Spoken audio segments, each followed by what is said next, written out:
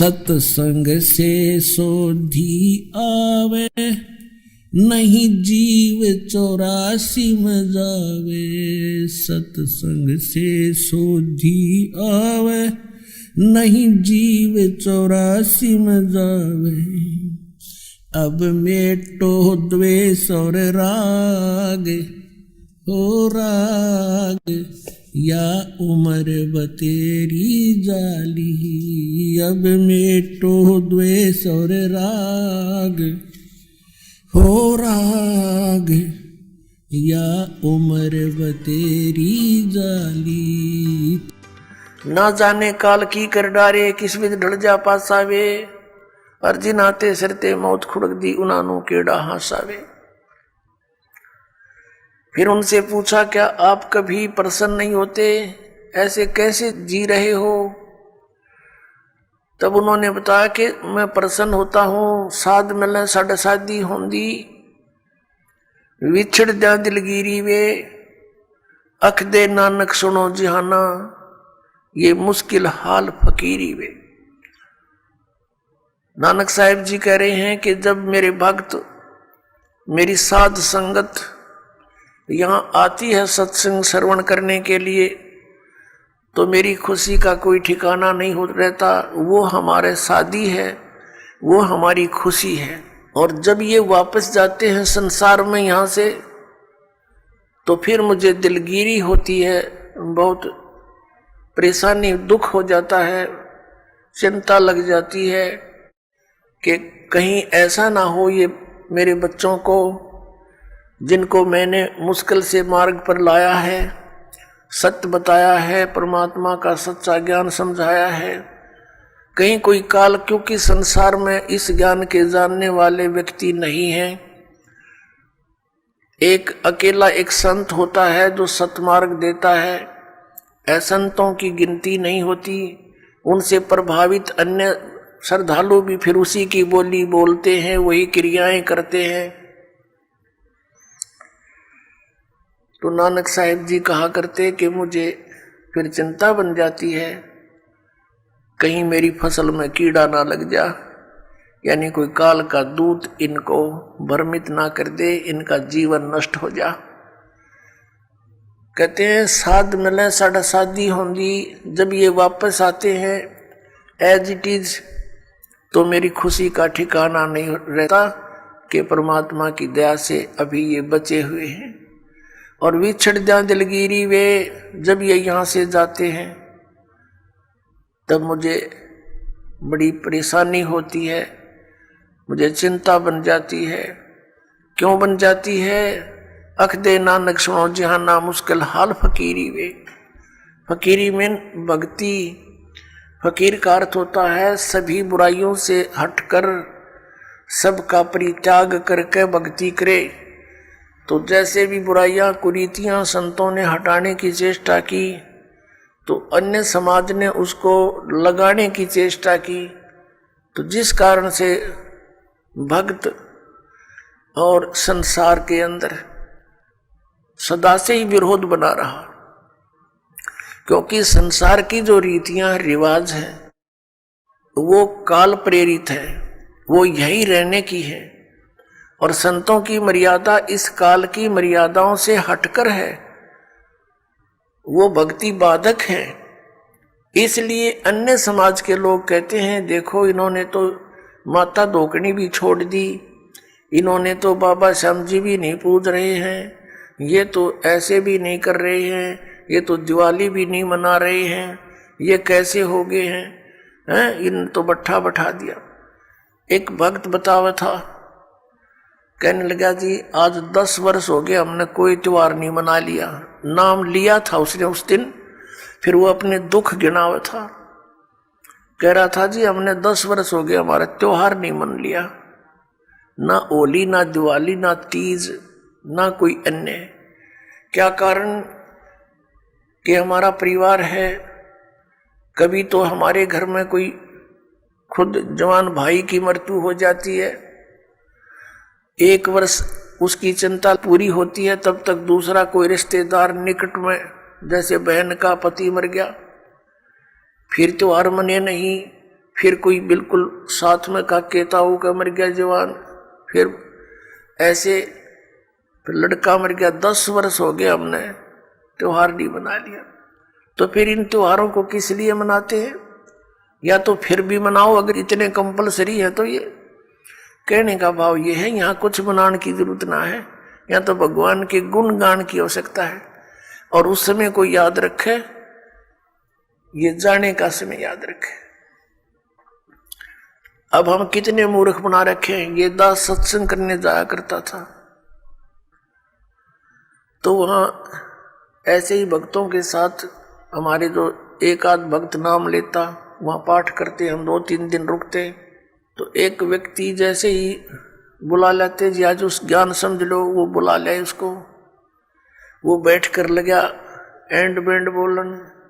कहते भक्ति तो अपने मनमय होती है, गुरु बनाने से क्या भक्ति होती है, ले कर दे दे और करके खा ले, बस यही सब कुछ होता है।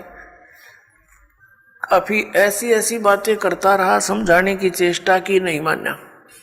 क्योंकि उसका 10-15 किले एकड़ जमीन थी, अच्छा ट्यूबवेल ला रखा था खेतों में, तो उसने फिर क्या जरूरत थी, क्या आवश्यकता समझा था भगवान की। युवा शरीर था, काफी समझाने की चेष्टा की, एंड बैंड बोलता रहा, उठ कर चला गया। खान पीन की उम्र है और भी अब फांसी लगा रहे हो आप, बीड़ी नहीं पीनी, शराब नहीं पीनी, मांस नहीं खाना, नाचना कूदना नहीं है, यूं कह कर उठ कर चला गया। और कहता है कि भक्ति तो बुढ़ापे में करया करें, वृद्ध अवस्था हो जा। तो उसको बता भी बुढ़ापे में भक्ति कठिन हो जाएगी जब पहले से स्टार्ट ना हुई था। क्योंकि बुढ़ापे में तो फिर सारी ये आपदाएं आती हैं, कभी आंख बनवानी, कभी दांत पड़वाने, कदे पिंडी भड़के, कभी सिर में दर्द, और बड़ा परिवार हो जाता है, कदे कोई बीमार, कोई किसी की मृत्यु, वह सारी उस वृद्ध के चोट लगा करे। और कदे खांसी सतावे, कदे और 100 समस्याएं हो जाती है, उठ के बैठा जाना। और क्या पता वृद्ध अवस्था तक प्राणी जीवित रहेगा कि ना रहेगा। तो भक्ति के लिए तो संतों ने बताया है, सदग्रंथों में भी यही लिखा पाया है कि भक्ति के लिए जब भी बच्चा 3 वर्ष का हो जा, बोलने लग जा, 3 वर्ष के बालक को उपदेश दिला देना चाहिए। जैसा भी करे वो थोड़ा बहुत करता रहेगा, क्योंकि घर में जब चर्चा चलती है, मंत्र चलेंगे तो वो भी बोलेगा, अपने आप बोलता रहेगा, बच्चे को ज्यादा असर होता है, प्रभाव बनता है। तो 3 वर्ष तक बच्चा माता पिता के आश्रित होता है। माता पिता ने दीक्षा ले ली, मर्यादा में रहेंगे तो परमात्मा उनके उस स्तर के बच्चों की भी रक्षा करेंगे। और फिर उन बच्चों को नाम से जोड़ देना चाहिए। तो फिर क्या देखा, 1 महीने के बाद फिर उसी गांव में, नगर में जाने का परमात्मा ने संयोग बनाया, सत्संग था। तो दूसरी बार जब दास गया, वहां पता चला कि वो व्यक्ति जो यहां वाद विवाद करे था, वो उसकी मृत्यु होगी। और मृत्यु भी कैसे होगी, कैसे हुई, बड़ी दर्दनाक तरीके थे। उसका अपना एक कुआं था, इस साइड की बात है, बाडड़ा साइड की, हरियाणा की। उसका अपना एक कुआं था, उस कुएं में नीचे जल था, कुएं में से वो ट्यूबवेल चलाते हैं। तो सारा दिन ट्यूबवेल चलाया, पानी कुछ नीचे चला जाता है, वो पानी नीचे चला गया कुएं का। और वो स्नान करने के लिए वो क्या करता था, उस कुएं में ही उसने नीचे पत्थर की पैड़ी सी लगा रखी थी, उन पर बैठकर स्नान करता था। जब कुएं का पानी भरा होता था तो वो ऊपर की पैड़ियों पर बैठकर वहीं नहा लेता था। और फिर क्या, उस दिन पानी गया नीचे उतर, और उसने सोचा इस नीचे वाली पैड़ी पर बैठकर नहा लूं, और दायरा कम से कम 5 फुट नीचे। उसने ध्यान किया नहीं, वो नीचे जाए तो उस पैड़ी पर काई लगी हुई थी, पैर फिसल गया और कुएं में गिर गया। उसने चेष्टा की पैड़ी को पकड़ने की, वो उसके हाथ की रेंज से बाहर हो गई और उसके अंदर वो डूब कर मर गया। सारी रात ढूंढते रहे उनके घर वाले, बच्चा आया नहीं, कहाँ गया, कैसे है। खोजते खोजते सुबह देखा तो कपड़े और जूते बाहर रखे हैं, अंदर कुएं में मरकर ऊपर तैर रहा है।